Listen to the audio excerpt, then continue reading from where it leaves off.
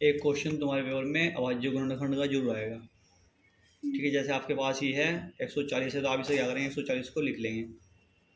ठीक है, 140 को लिखते हुए आप क्या करेंगे, इसे 2 से काटो पहले। 2 सत्ते 14, फिर आपने 2 से काटा ऐसे, 2 तिया 6, एक इधर है, 2 पंजे 10, 5 सत्ते 35, 7 एकम 7। तो ये आपके पास अभाज्य गुणनखंड हो गए, इनके गुणनखंड और नहीं हो सकते। तो आप इन्हें यहाँ लिख देंगे इसके सामने। 2 कितने हुए, 1 2, तो 2 की घात 2 मल्टीप्लाई 5 कितना है, 1 है, तो यहाँ लिख देंगे। ऐसे आपके 7 लिख देंगे। इस तरह से आपके गुणनखंड हो गए। ठीक है, 140 के बाद जो गुणनखंड लिख लो, 1 नंबर का क्वेश्चन ऐसा आ जाता है। गुणा नहीं करनी, गुणा तो हुई भी है ये आपके पास 140। इनके गुणनखंड करने, खंड कर दिए, तोड़ दिया आपने छोटे छोटे।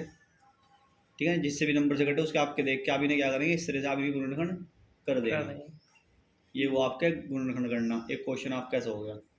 ठीक है, फिर आपका क्वेश्चन है इसमें थर्ड, ये तो है सिंगल वाला है।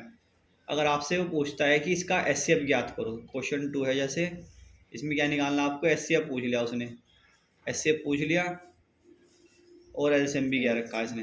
तो एचसीएफ एलसीएम जब आपसे दोनों चीज़ पूछा जाए तो आप क्या करेंगे, पहले उसका एचसीएफ निकालेंगे। जैसे इसमें दिया 26 है आपको और एक दिया है 91। तो 26 किस पार्ट में आता है, 13 के, 13 दूनी 26 और 13 सत्ते 91। तो ये आपके दोनों हो गए। तो आप इसमें एचसीएफ ले लेंगे। एचसीएफ कैसा आएगा, जो कॉमन होगा ना दोनों में, इसमें तो एक ही कॉमन है तो एक ही नंबर आ जाएगा। अगर 2 होते तो दोनों कॉमन करके फिर उसकी गुणा कर देती है। तो एचसीएफ आ गया, एचसीएफ आ गया। एलसीएम निकालने के लिए आप या तो आप डायरेक्ट इनके मेथड से कर दो। एलसीएम कैसे निकलेगा, देखो पहले तो आप कॉमन वाला लिख दो, ये कॉमन लिख दिया, फिर जो आपका फर्स्ट उसमें बचा पेयर में उसे लिख दो, फिर जो सेकंड वाले पेयर से बचा उसे भी लिख दो, इन सबकी मल्टीप्लाई कर दो। ठीक है, 13 दूनी 26, 26 की गुणा करो 7 में, 26 गुणा 7, 7 छिंग 42, हासिल लगा 4, 7 दूनी 44, 4 18, 182। नमस्ते। तो ये आएगा आपका एलसीएम। इस तरह से आप एलसीएम और एचसीएफ निकाल लेंगे। एक बार और समझ लो, जैसे आपको 2 नंबर दिए हुए, उन दोनों का आपको पहले गुणनखंड करने होंगे। जैसे हमने ऊपर करना सिखाया ऐसे गुणनखंड कर लेंगे आप। ये गुणनखंड कर लिया, फिर इन दोनों में जो कॉमन होगा वो आपका एचसीएफ हो जाएगा, और जो आपका एलसीएम होगा पहले आप कॉमन वाले को लिख दो, फिर जो फर्स्ट में बचा उसे लिखो, फिर जो सेकंड में बचा उसे लिखो, इन सबकी मल्टीप्लाई करो, जो आ जाएगा आपका होगा एलसीएम। ठीक है, ये हुआ एलसीएम। अगर आपके पास 3 नंबर आ जाते हैं तो 3 नंबर वाले को कैसे करेंगे वो देख लो। थर्ड क्वेश्चन है आपका, 12 दिया है इसने, 15 दिया और 21 दिया, 12 15 और 21 दिया। ठीक है, तो इनका कैसे गुणनखंड करेंगे, 12 के कर लो पहले आप लिख के, 12 के आ जाएंगे, 2 छिंग 12, 2 तिया 6 और 3 एकम 3, ये आ गए आपके।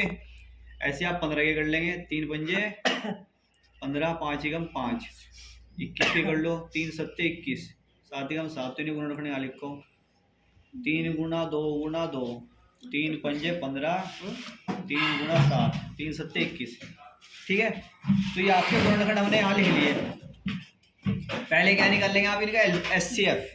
एचसीएफ होता है आपका कॉमन होता है, जो कॉमन अभी बताया आपको क्या कॉमन है इसमें, 3 कॉमन है, तो 3 आ गया। ठीक है, अब आई एलसीएम की बारी। या तो एलसीएम ऐसे निकाल लो जैसे ये था कि इन्हें लिख देंगे यहाँ से एलसीएम। मैं आपको एलसीएम को दूसरी विधि बता देता हूँ क्यों आसान सर एक बात पूछो। हाँ सर ऐसे में और जो दूसरी वाली ट्रिक है ना, उसमें दोनों में क्या कहते हैं, आंसर सेम नहीं आता एलसीएम का। हाँ आ जाएगा। देखो भैया इसमें ये लिख दो बच्चे, 2 2 5 5, 2 2 5 5 7 की मल्टीप्लाई कर दो, 5 दूनी 10 दूनी 20, 20 दिया 60, 6 सत्ते 42, तो ये आ गया 420। ये आ गया आपका एलसीएम। ठीक है, इस तरह से आप एलसीएम कर लेंगे। एक इसका फॉर्मूला होता है एचसीएफ एलसीएम का, वो आपका लगेगा फोर्थ क्वेश्चन में, वो मैं बताता हूँ क्या होता है। एलसीएम गुणा एचसीएफ, ये आपका चलेगा 2 संख्या में, दोनों संख्या का गुणन फल। ये आपका सिर्फ उसी फॉर्म में चलेगा इसमें 2 संख्या होगी, 3 वाले में चलने का। तो इसे कैसे निकाल लेंगे, देखो इसका एचसीएफ एलसीएम बराबर दोनों संख्या का गुणनफल, इसका देखो कैसे निकाल लोगे। और इस पे लिख लो वेरी मोस्ट, तो देखो आ जाएगा, ये समझ ले कल को भी क्वेश्चन आएगा आपको। अब शुरू कर दिया, देखो ये 306 है, यह 657 है, इन दोनों का एचसीएफ दिया आपको इसने 9 है, तो इसका एलसीएम निकालने के लिए पूछ लिया। तो इसका जब एलसीएम निकालें तो फॉर्मूला लगाओ, एलसीएम इंटू एचसीएफ बराबर दोनों संख्याओं का गुणन फल। तो दोनों संख्याएं क्या आपके 306 हैं एक तो ये, और ये है 657। और एच सी एफ कितना दिया आपको, ये दिया है आपको 9। तो एलसीएम जब निकाल लेंगे तो ये 9 आ जाएगा इसके भाग में, ठीक है। 9 से भाग कर दो, 9 तिया 27, 9 चौक 36, 34 गुणा 657, इनकी गुणा कर देंगे, ठीक है। जब इनकी गुणा करेंगे तो आ जाएगा आपका एलसीएम।